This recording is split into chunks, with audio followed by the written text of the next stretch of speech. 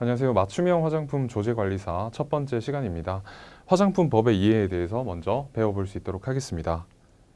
우선 파트 1은 화장품법의 이해고 챕터는 두 가지로 나뉩니다. 챕터 1은 화장품법 그리고 챕터 2는 개인정보보호법으로 나뉘어서 살펴볼 수 있도록 하겠습니다. 자, 그리고 화장품법 챕터 1에서는 화장품법의 입법 취지, 왜 입법이 됐는지 입법 취지에 대해서 먼저 알아보고 두 번째로 화장품에는 어떤 정의가 있고 어떤 유형이 있는지에 대해서도 알아볼 수 있도록 하겠습니다. 그리고 화장품 유형별 특성, 위에서 살펴본 유형별 특성에 대해서 알아본 다음에 이제 화장품법에 따른 영업의 종류, 어떤 영업이 있는지, 예를 들면 화장품 책임 판매 관리업 뭐 이런 것들, 그리고 제조업과 같은 것들에 대해서도 알아볼 수 있도록 하겠습니다. 그리고 화장품법에 따른 영업의 종류를 살펴본 다음에 화장품에는 어떤 품질 요소가 있는지 네 가지 품질 요소에 대해서도 같이 알아볼 수 있도록 하겠습니다. 그리고 화장품은 어떻게 사후 관리가 되어야 되는지에 대해서도 자세히 알아보고 화장품법의 이해를 맞춰볼 수 있도록 하겠습니다. 우선 화장품법의 입법 취지에 대해서 알아봐야 되겠죠. 화장품법이 왜 입법이 되었는가? 화장품을 관리하기 위해서 입법이 됐습니다. 화장품법을 관리하기 위해서.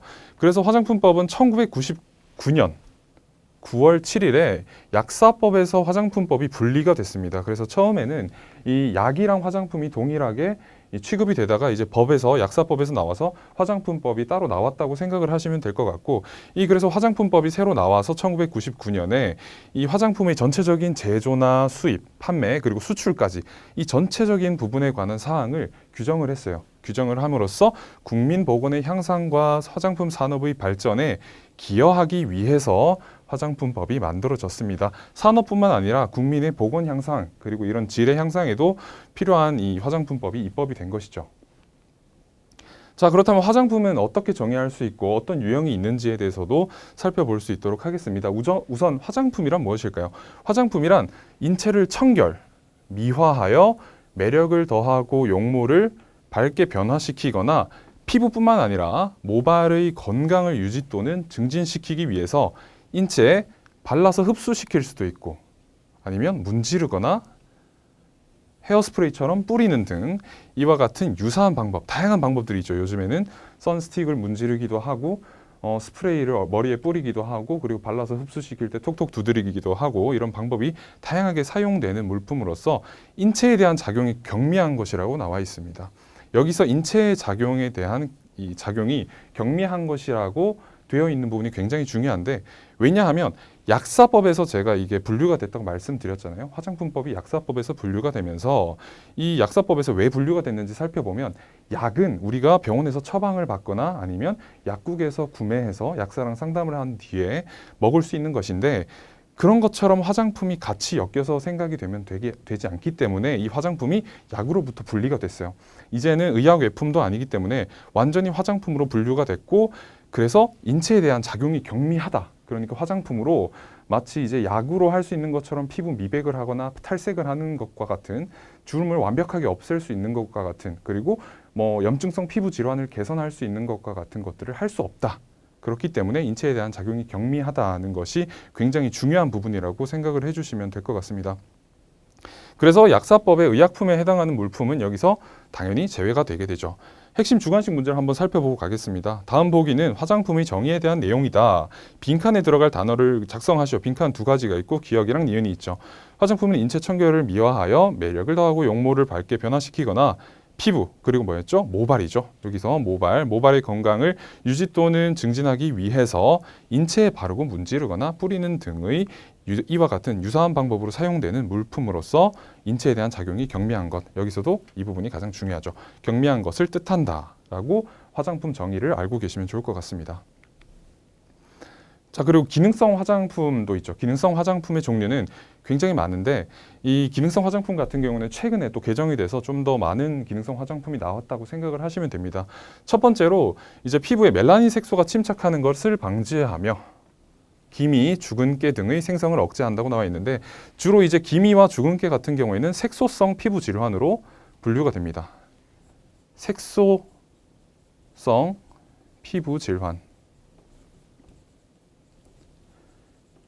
이 색소성 피부 질환, 이런 생성을 억제함으로써 피부의 미백에 도움을 주는 기능성 화장품을 미백 기능성 화장품이라고 생각을 하시면 됩니다.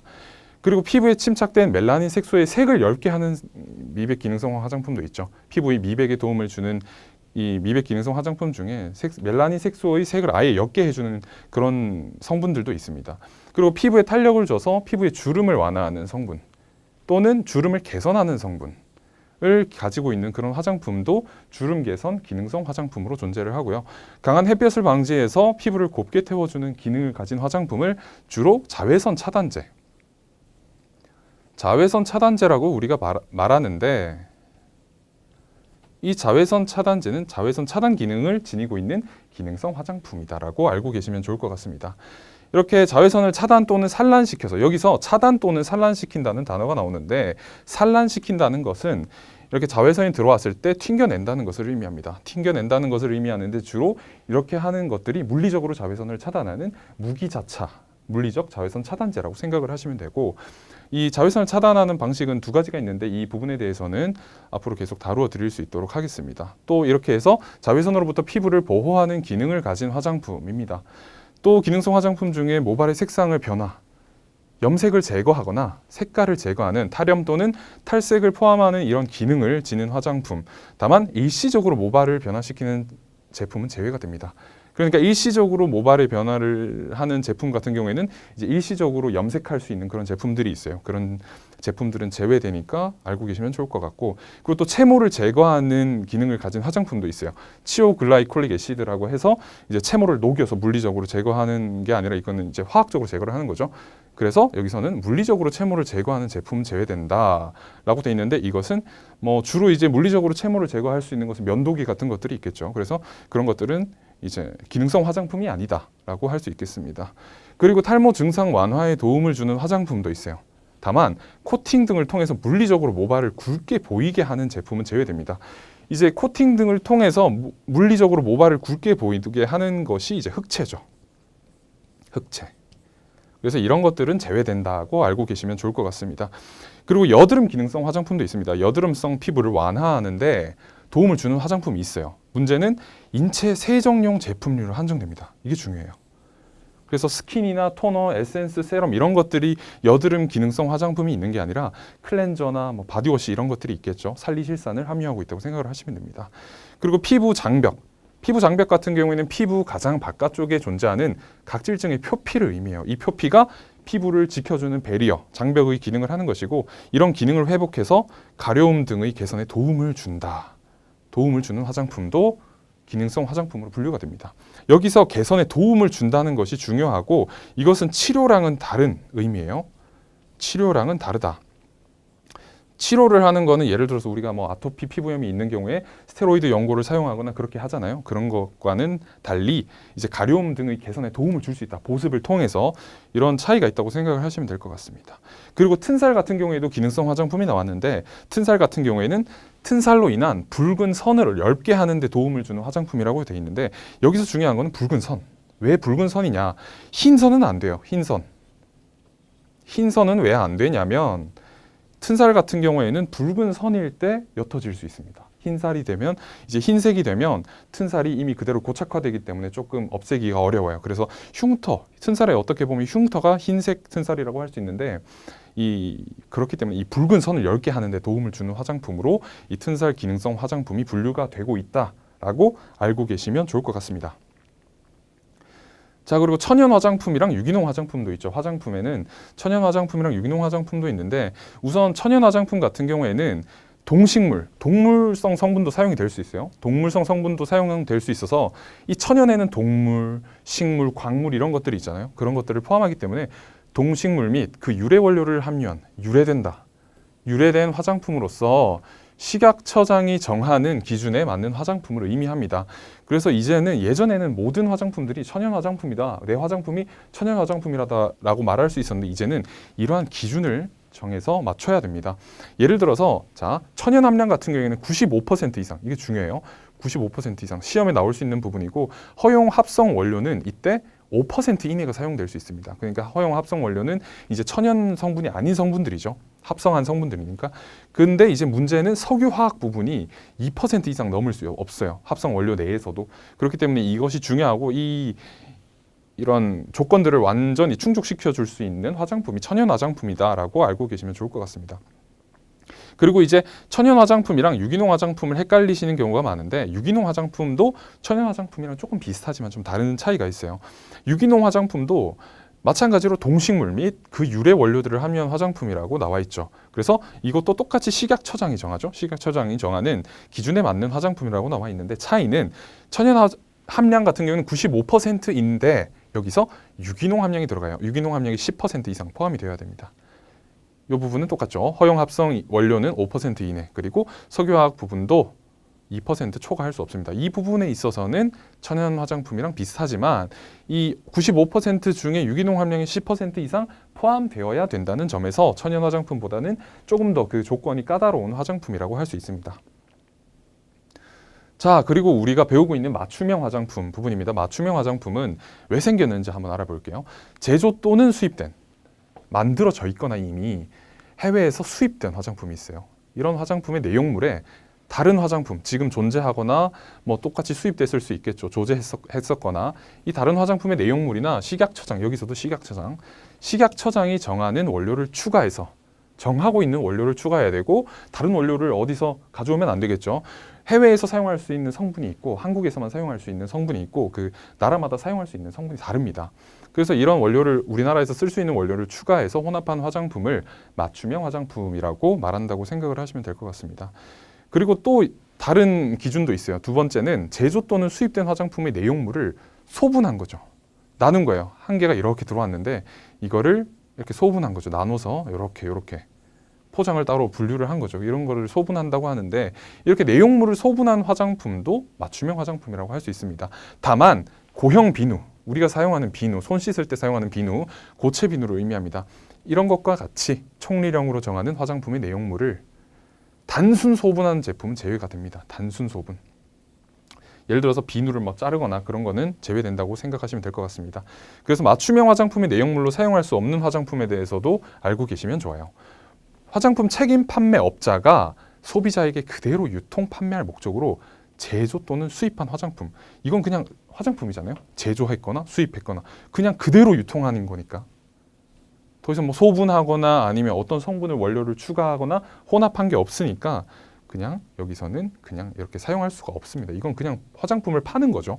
그리고 판매의 목적이 아닌 제품의 홍보, 판매 촉진 등을 위해서, 예를 들어서 샘플 같은 경우 있죠. 샘플. 미리 소비자가 시험 사용하도록 제조 또는 수입한 화장품 같은 경우에도 맞춤형 화장품의 내용물로 사용할 수 없습니다. 자, 화장품 관련 용어에 대해서 몇 가지 살펴봐야 되는데, 이런 내용은 전체적으로 우리가 화장품에 대해서 배울 때, 그리고 맞춤형 화장품 조제관리사 시험을 배울 때 어쨌거나 이 단어들이 굉장히 많이 사용이 돼요. 그래서 단어에 대해서 정의를 하고 알고 계시는 것이 굉장히 중요하고, 우선 안전용기랑 포장 같은 경우에는 여기 조건이 들어갑니다. 만 5세 미만의 어린이, 이런 부분도 시험에 자주 나올 수 있으니까 꼭 알고 계시는 게 좋아요. 만 5세 미만의 어린이가 개봉하기 어렵게 설계 고안된 용기나 포장을 안전용기 또는 안전포장이라고 말을 합니다. 이 부분은 꼭 알고 계시는 것이 중요할 것 같고, 사용기한은 대부분 알고 계실 것 같아요. 화장품이 제조된 날로부터 적절한 보관 상태에서, 직수화 강선을 받으면 안 되겠죠. 이러한 적절한 보관 상태에서 제품이 고유의 특성을 간직한 채로, 안정성이 높다는 것을 의미해요. 안정성이 높다. 간직한 채 소비자가 안정적으로 사용할 수 있는 최소한의 기간을 의미합니다. 이것을 사용기한이라고 해요.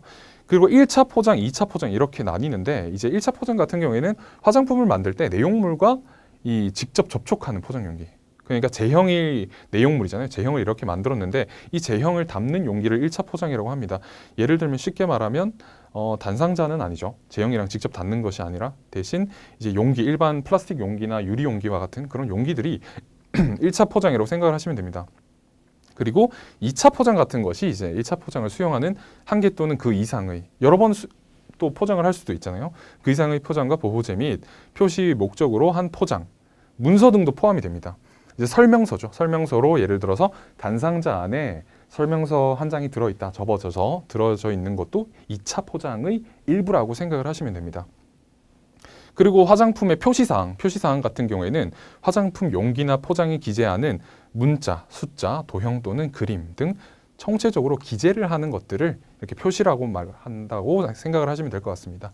그리고 광고 같은 경우에는 라디오, 텔레비전, 요즘에는 뭐 신문, 잡지, 음성, 음향, 영상, 인터넷, 인쇄물, 간판 굉장히 다양한 곳에 사용이 되고 있잖아요. 특히 인터넷에 굉장히 많이 사용이 되고 있고 이 과대 광고 부분에 대해서도 나중에 제가 잘 알려드릴 수 있도록 하겠습니다. 인쇄물, 간판 그 밖의 방법에 의해서 화장품에 대한 정보를 나타내거나 알리는 행위를 광고라고 하고 이 광고에 대해서도 법적으로 정하고 있는 부분들이 있으니까 그 부분에 대해서도 여러분들이 꼭 알고 계시는 것이 좋을 것 같습니다.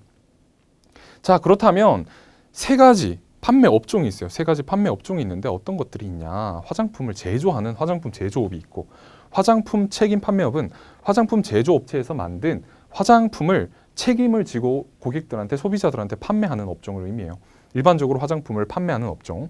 그리고 맞춤형 화장품 판매업은 그냥 화장품을 판매하는 게 아니라 맞춤형 화장품을 판매하는 영업을 의미합니다. 그래서 자세히 살펴보자면 화장품 제조업 같은 경우에는 화장품의 전부 또는 일부를 제조를 해서 물론 2차 포장 또는 표시만의 공정은 당연히 제외하겠죠. 2차 포장 같은 경우에 단상자에 넣는 이런 작업이죠.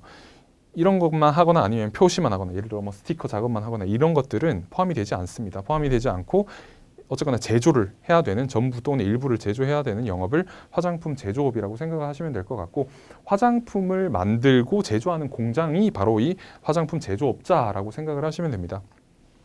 화장품 책임 판매업 같은 경우에는 취급하는 화장품의 품질, 안전 등을 관리하면서 이를 유통 판매하거나 수입 대행형 거래를 목적으로 알선 수여하는 영업. 여기서 시험에서 자주 나오는 이 단어들이 알선 수여예요. 알선 수여하는 영업을 화장품 책임 판매업이라고 한다. 근데 만약에 설명을 할 때 뭐 이런 것들을 관리하면서 유통 판매하거나 수입 대행형 거래를 목적으로 알선 수여하는 영업을 무엇이라고 하는가라고 했을 때 여기 갑자기 알선 수여가 나오면 알선하고 수여한다는 게 무슨 뜻일까라고 생각을 하시면서 이걸 떠올리지 못하시는 경우가 있는데 이때는 화장품 책임 판매업을 떠올려 주시면 좋을 것 같습니다.